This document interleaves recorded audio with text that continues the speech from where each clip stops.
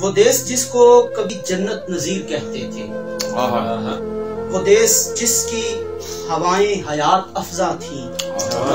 वो देश जो रौनक कभी एशिया का था, वो देश जिसके कभी मरगजारों में गजाल तक का शिकार ममनू था, वो देश अब है जहन्नुम से भी बदतर, वो देश सजल का घड़ा बना है अब, वो देश मेरा उजाड़ा है यारों ने, जले बुझे से हैं उस देश के सभी खिलियां।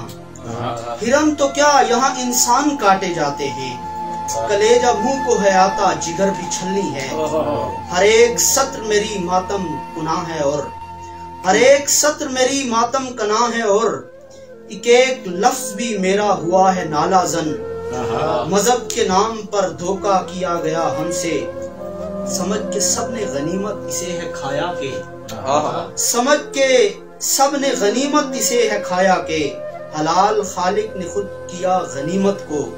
यहाँ पे जो भी लिखे सच वो दुश्मन है, यहाँ पे जो भी कहे सच वो दुश्मन है। उठो ए देश के पीरो जवानों सब उठो, बहार पहले कभी थी जो देश में वो फिर लाए, वतन की मट्टी पे मरने की सब कसम खाएं।